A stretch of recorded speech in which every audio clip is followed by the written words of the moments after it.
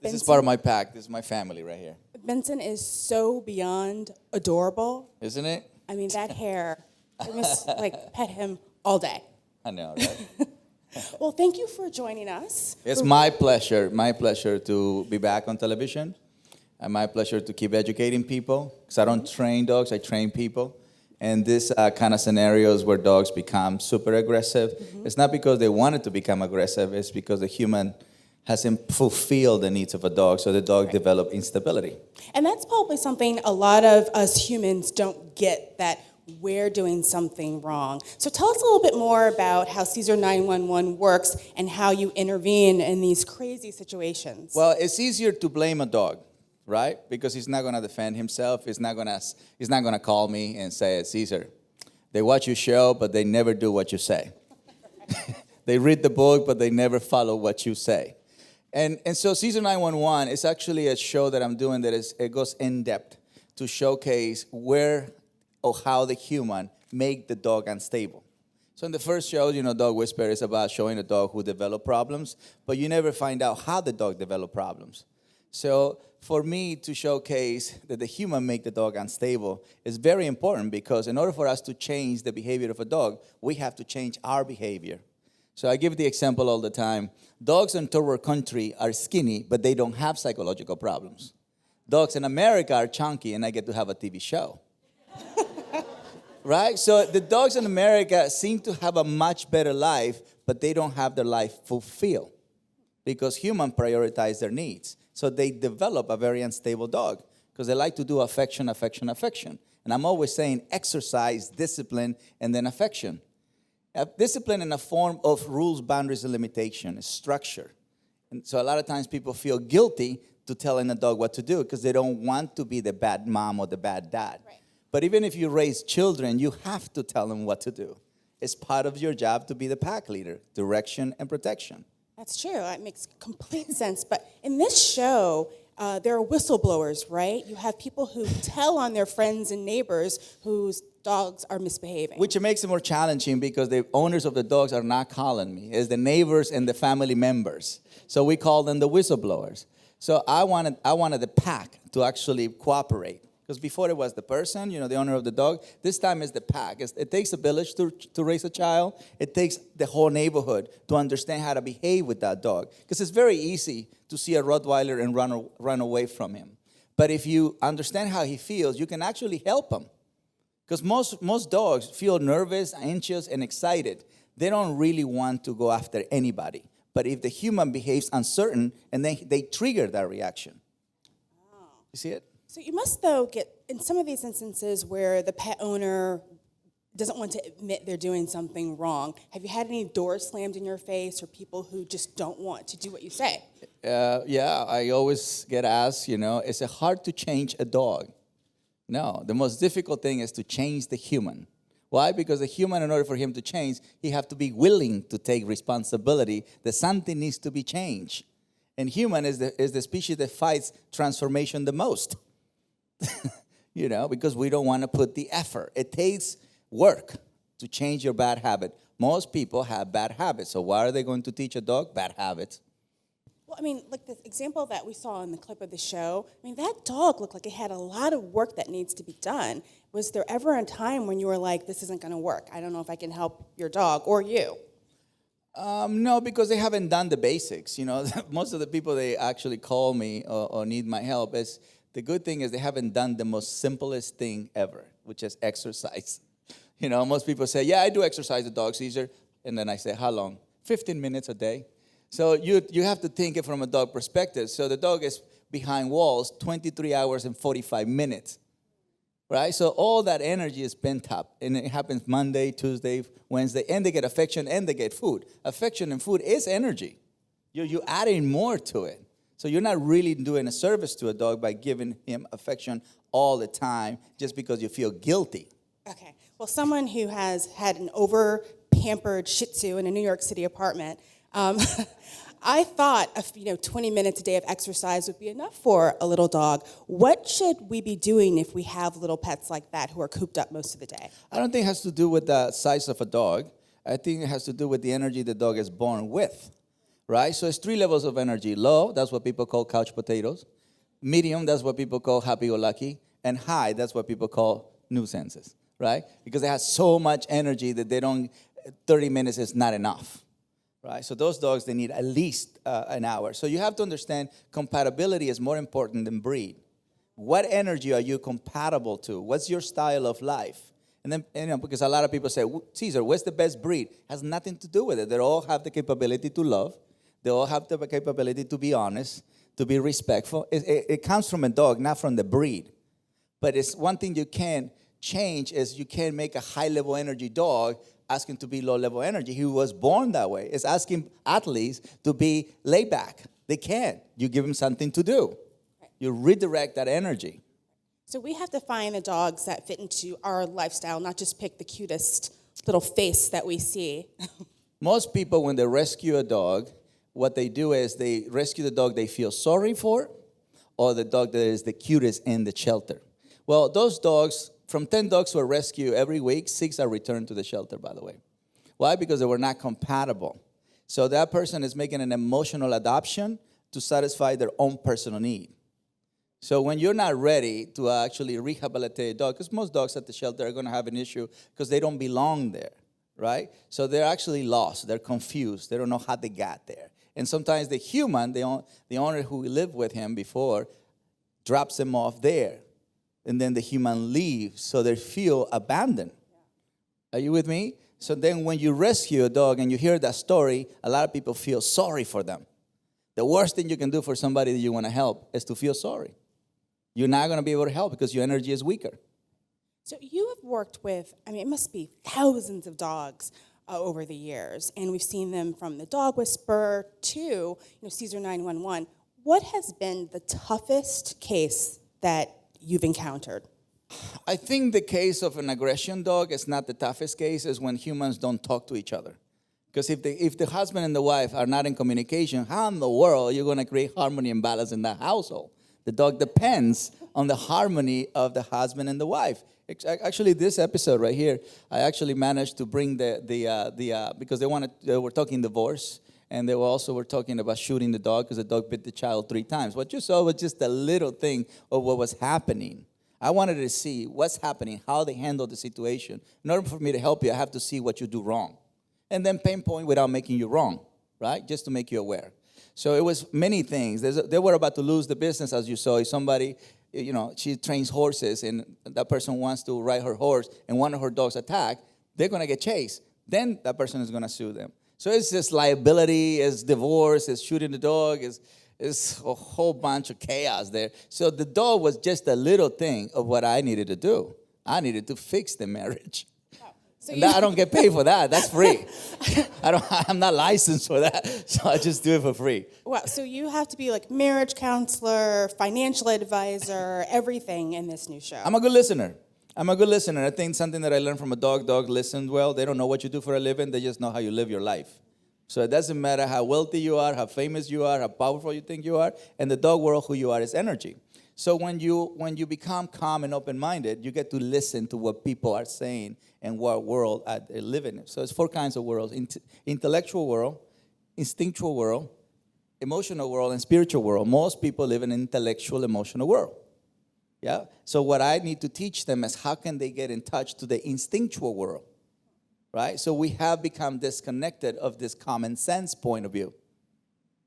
Yeah, we become too intellectual about it, too emotional about it. So think about it. If you watch The Real Housewife of whatever, right? And you ask them to raise a dog in that environment, what are they going to raise?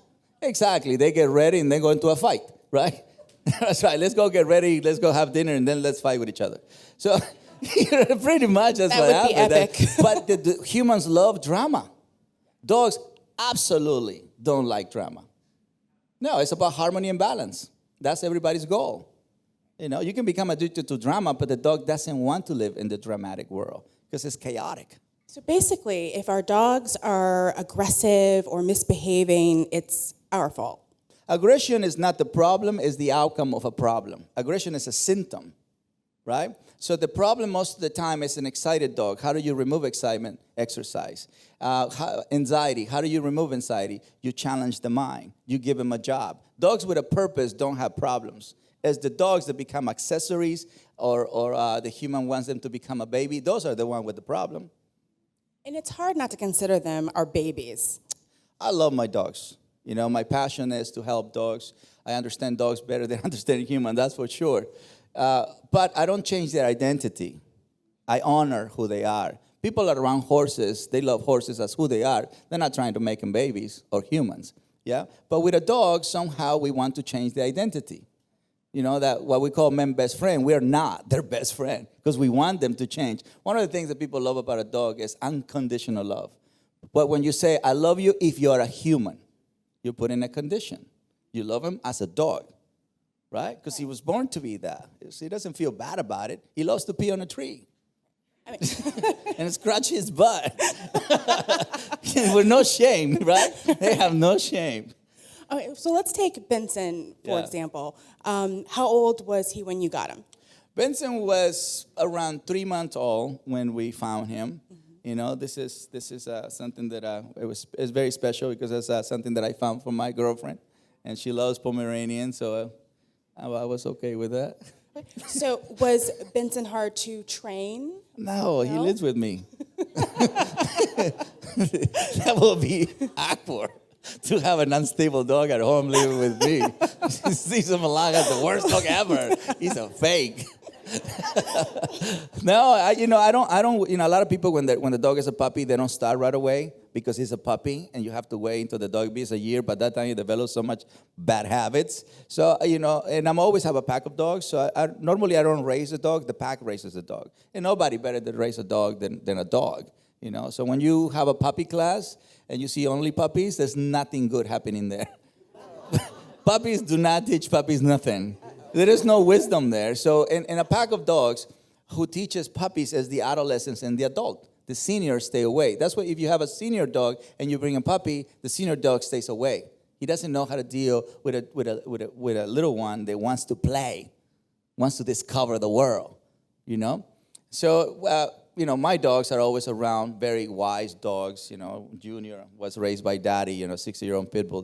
When he started the TV show with me, and, we had so many pit bulls, so many Rottweilers. At one point, I had 65 dogs. So from 5 in the morning to 11 p.m., that was my job. That was my life. But we all went for walks. We all went to the beach. It was crazy because back then the people called me the Mexican guy who can walk a pack of dogs. So, Mexican and a pack of dogs, it doesn't sound too friendly.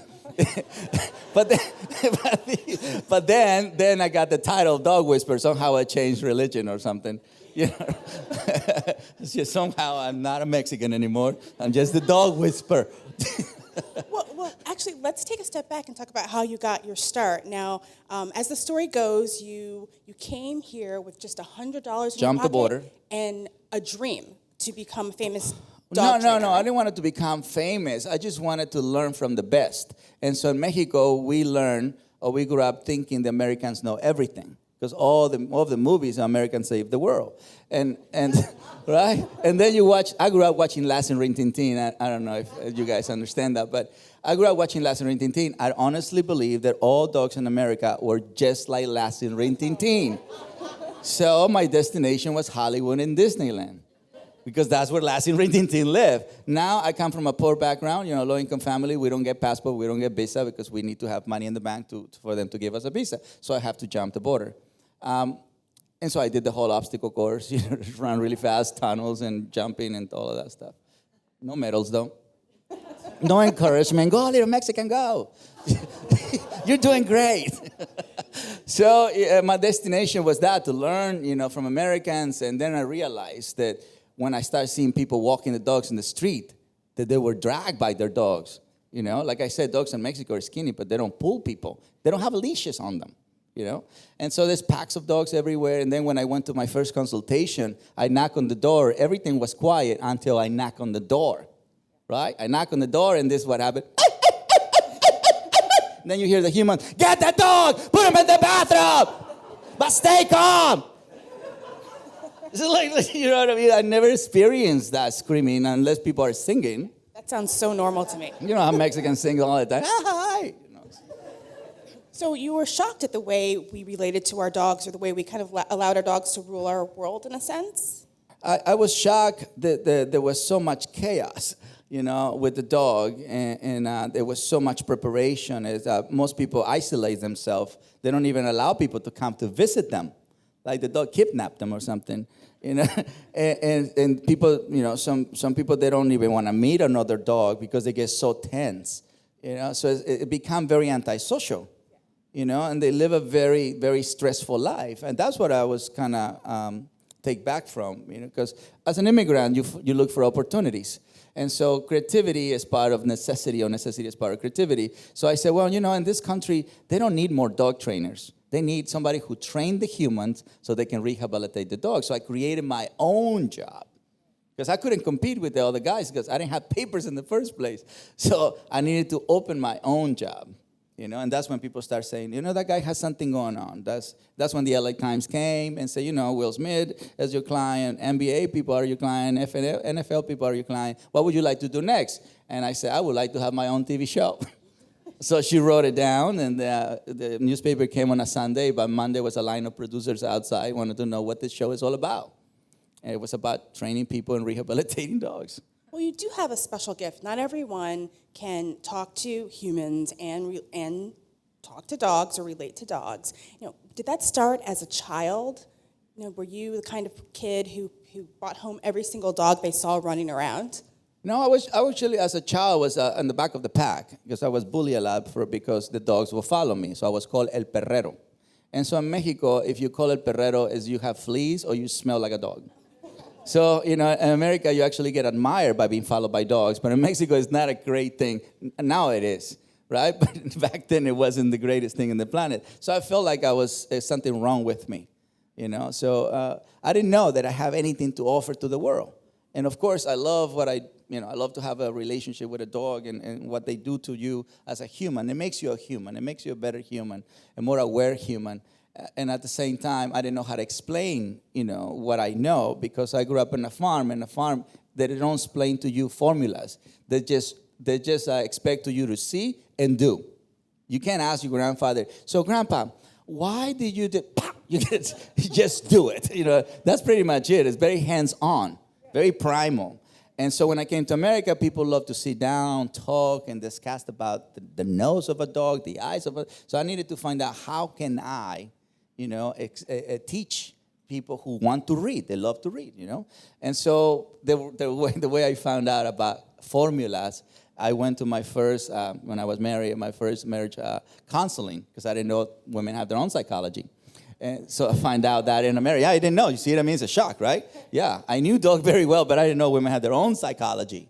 And so I went to my first consultation, and then the lady said something very profound. And I said, it's like dogs, but backwards. Women first affection, then you ask what you want, right? Then you suggest exercise, right? Suggest, see, the big word is suggest, right? That's it. And with a dog, it's exercise, discipline, affection. Yeah? It's better backwards. It's affection first, you suggest exercise, then you can ask what you want. Yeah. Everyone remember that, guys. And that's when I started, okay, exercise, discipline, affection, nose, eyes, ears, animal, species, breed, name. Everything started popping that day. That lady wasn't so much my marriage counselor as she just helped me to tune into what I wanted to explain.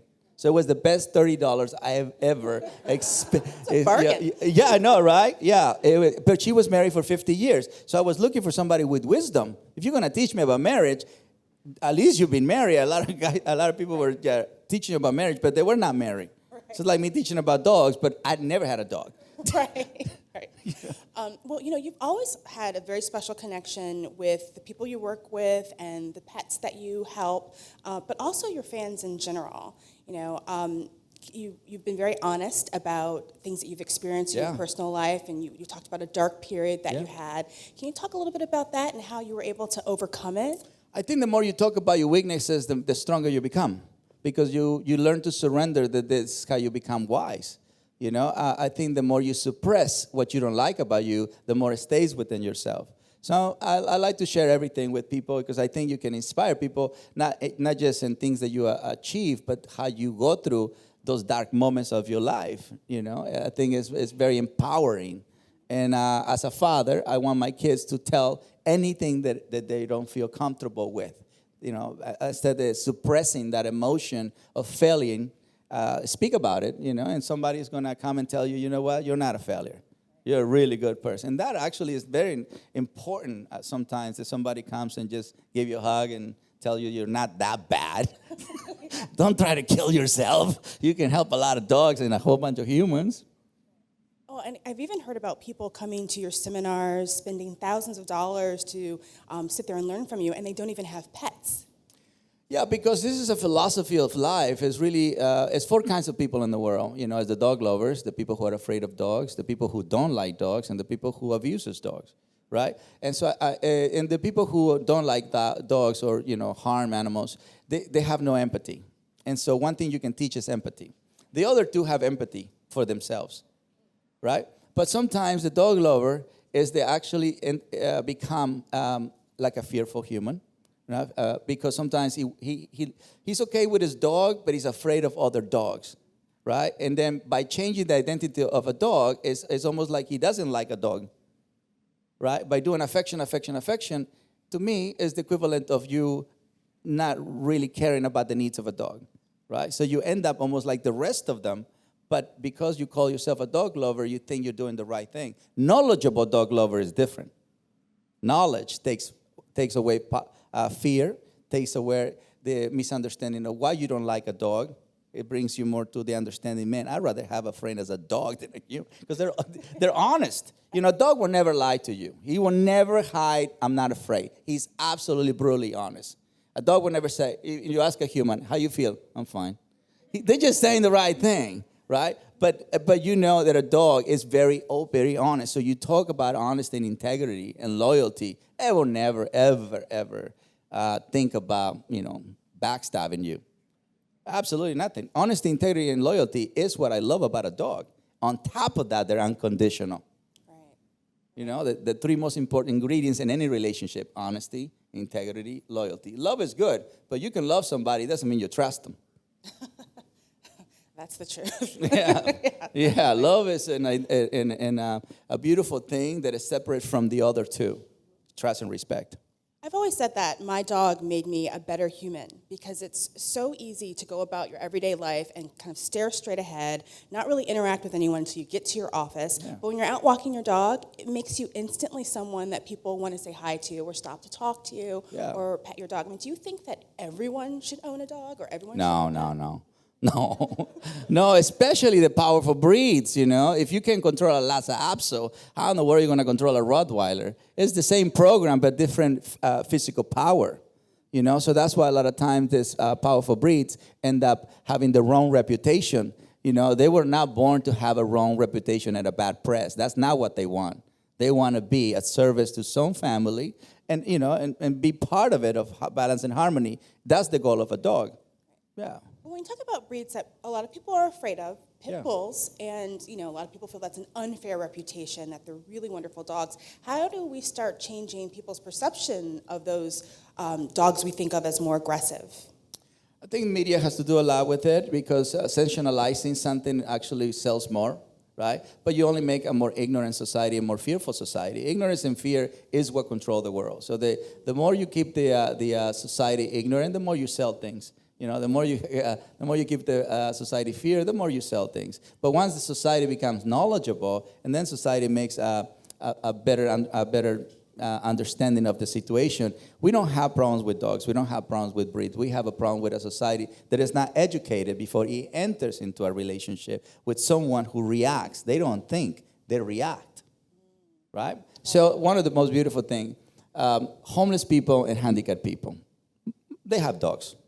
The dog doesn't follow money, follows anybody, right? He doesn't care about your socioeconomic. If you call a human handicapped, they don't see handicap. Handicapped people make dogs normal, and normal people make dogs handicapped. See? So my clients are not handicapped. My clients are, quote unquote, normal. But the dogs become aggressive, fearful, anxious, insecure, and all of those side effects. So the dog now is psychologically handicapped. He can't cope in society. So you must see a lot of different cases at the Dog Psychology Center. You just opened up your second location in Florida, right? Yeah. Can you tell us a little bit about what kinds of things you see going on there with the dogs that come in for help? Well, you have, you four most popular. Anxiety is huge. We live in a society that go, and we don't, know how to rest unless we're, drinking or using some kind of incentives, and then you have the fearful society, and so you have the excited, oh my God, I love that dog, oh my God. So then, they create a very, then you have the society that gets frustrated and angry and tense and that they don't have patience, So that's what creates the aggression, the fear. I don't focus much on the dog as much as I focus on the human that comes with the dog. Yeah, once I rehabilitate or or create a better understanding for the human, the dog automatically changes. He's not thinking; he's just reacting. That's why a lot of people, when I come to their situation, they say, "Cesar, you have magic." No, I'm just very disciplined when I do no touch, no talk, no eye contact. Let the dog come to me. By the way, for children, it's the best thing you can do. Yeah, I see a lot of parents telling the child, "Ask if you can pet him." Right? So they're being polite, but if a dog is a little unsure, he doesn't want to be pet. And then the kids start moving forward to the dog and say, I told you I don't want to get pet. And then the parents blame the dog. Oh, your dog is aggressive. You see it? But we're teaching our children the wrong way to relate to Mother Nature. So in the other side of the border, they teach you no touch, no talk, no eye contact. They tell you not to move towards a dog, especially if the dog is a stranger. If it's not familiar with you, let the dog come to you, let it smell you, and then he's going to pick up on your calm energy, then he's going to trust you. Then you can touch. Touch a calm dog. Touch a dog that trusts you. Learn to read that. Don't just touch a dog because you want to pet him. That's more what you want. What about what he wants? They don't think. They're not thinking, oh, that's a 3-year-old kid. No, it's a kid that is coming too strong, too excited. Right? It's a kid going, oh, my God. Imagine that intensity. Right. Yeah. And it must look scary to a little dog, too, or any size dog. Yes. Something's coming at you. We have to teach society to be respectful if we want respectful dogs. We're not respectful. I understand that we use love as a flag. I'm a dog lover, so therefore all dogs love me. Not necessarily. No, that doesn't guarantee you that a dog is not going to snap on you. No, absolutely not. No touch, no talk, no eye contact. Every time I get bitten by a dog, I never blame the dog. Ever. It's my fault. But that dog taught me, something that I didn't know. That's why I got bitten. That was time for me to learn. Wow, what a lesson. Well, It's painful. That's what I do for a living. Well, let's take some questions from the audience. I'm sure Yes. people want to know more about. Let's see how much. Hi. I know you touched upon, getting the right breed for your lifestyle, but what about city living specifically? What about it? What's the best breed of dog to have when you're in the city? It's not the breed. It's the energy. So in a shelter, right? Always ask this question: how long has this dog been here? Because if it's there more than 2 weeks, he's gonna go into a depression, right? And that depression is gonna send them to 2 ways: fight or flight, right? So this is you guys in front of the gate, barking, and then you get the guys that go and hide. So pick the one that goes in the middle. Don't adopt right away. You can foster, like a test drive, right? That's why if you put your emotions right away in that, you're not going to bring that dog back. Because remember, it's for the bigger picture. It's about the pack, right? And so that way you make an instinctual adoption, and then you bring the emotion into it, right? So that way you see, can this dog cope or coexist with my family and then the environment that I live in, your neighbors. So then your neighbors are going to have a different energy that is going to alter the dog energy. Some people make dogs hostile. Why? Because those people are hostile. Yeah, so it's not the breed. It's the energy that you bring them in your house. So in a German Shepherd world, there is low-level energy, there is medium, and there is high. Yeah, the breed doesn't guarantee that they're all going to be the same. Nobody would have problems with German Shepherds. Or Labradors. The only dog that sent me to the hospital was a Labrador. It should be a Rottweiler pit bull. That's what people expect, right? No, it was a Labrador, Holly. She lives with us now. Yeah, well, that's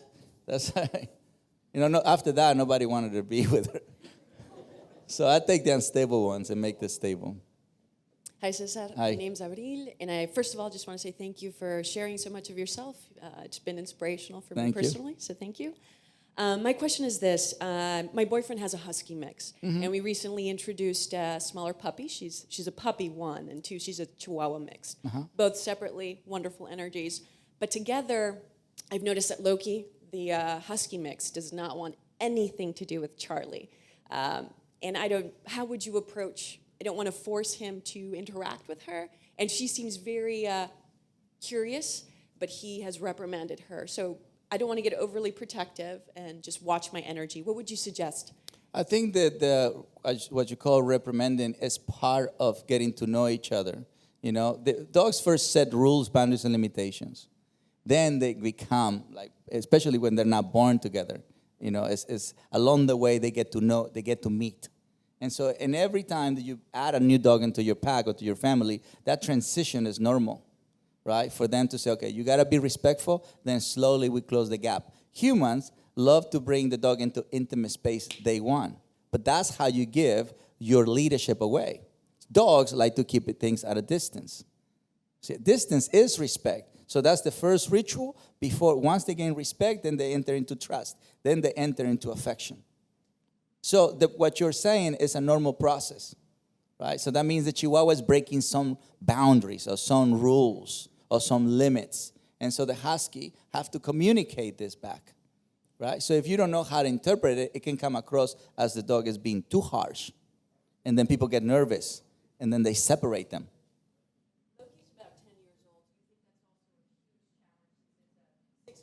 Oh my God, yeah. Yeah, because a 6-month-old is lacking on wisdom, right? And a 10-year-old is already set on his wisdom, right? So in order for us to make sure that the Husky doesn't deal with too much energy, we drain the puppy before he comes and experience visits to the Husky. So that way we set it up to succeed, because the puppy is going to be more, instead of, can you hold it? Instead of the puppy being like this, it's going to be more like this. See? Yeah. So an older dog, an adult dog, is not going to have a problem with a puppy comes across respectful. When they do that little thing and then they start playing from a distance. Yeah. But if a puppy has too much energy, he's going to go into intimate space. Like that. See, that you set them up to not succeed. Yes. They want respect, especially older dogs. Yeah. I think we have time for one more question. You okay with him? Oh, yeah. All right. I love it. You look good with it. Yeah, right? It looks good. That red makes it pop. I'm stylish now. I mean, we're in New York after all. It's all about style here. Hi, I'm a huge fan. And Thank you. I've watched all your shows, and this is basically my dream to talk to you. Thank you. So my question is more about my own energy. Yeah. And we have a very anxious dog who is about a year old.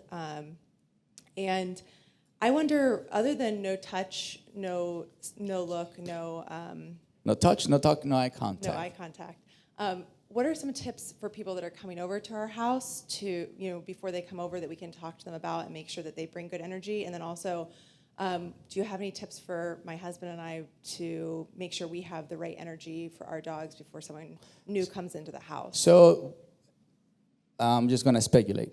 So before people come and visit, are you anticipating something wrong?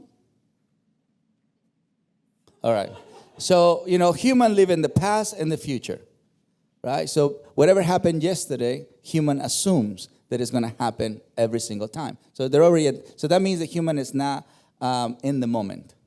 Yeah. So before you even try to stop a dog or tell other people how to behave, we need to control the way we communicate, right? So if I am here giving you a lecture and I'm in this state of mind, what I'm saying is going to come across insecure. You follow what I'm saying? But if I come and say, this is what we need to do. So then the communication not only gives you the sounds or the words, but also gives you a different state of mind, right? Because I'm energy, and then words, and then body language. So before I even talk about step 2, dog and the other humans, step 1, how do I feel? What do I need to do to calm myself? Shot of tequila, vodka, move to Colorado. Just completely be high the whole time. But, sometimes lavender oil it can relax people. You need to find out more about you. How can you redirect? How can you block yourself from staying in that anticipation? It's like everybody, when they start anticipating, everybody's going to start fidgeting. Everybody's going to start getting tense. And then that develops anxiety because the body doesn't want to feel that way. The mind forces that, right? Because you're holding all this story, so you're not in the reality.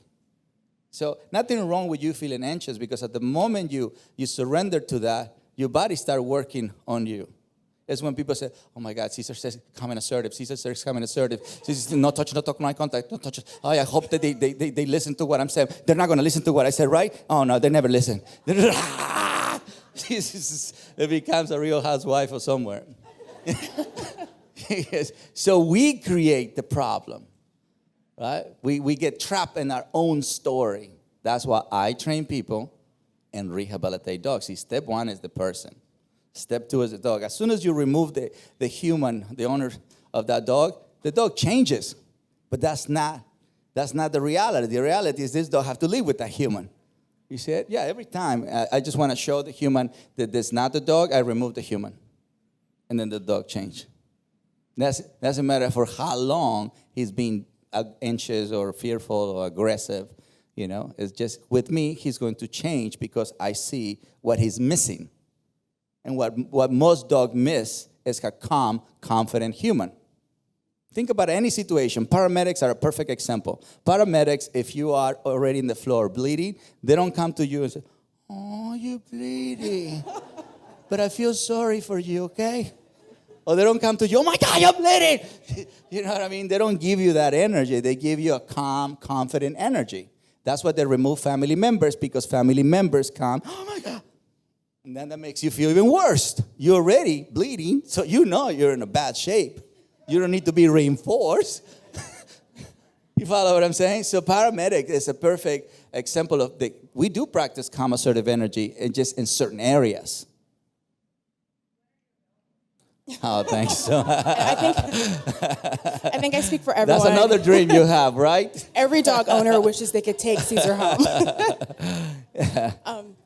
Well, I think that's all the time that we have. We want to thank you so much, you and Benson. Yeah, thank you so much, everybody. On behalf of Mom.me Pets and AOL Build, this has been absolutely fantastic. Please come again. Thank you so much. Next time, let's bring a dog so you can see it. Because right now, you're just thinking about it, but you're not seeing it. So you're a fan, but not a believer yet. Once you see it, you believe it. Yeah, so you see transformation. Proof. Now, right now, you keep hearing the theory, the philosophy. But once you do hands-on, it's real. Oh, we're going to see it. We're going to see how you fix that dog who bit the horse and the kid. Oh, yeah, they're doing great, by the way. That's a happy ending. Great.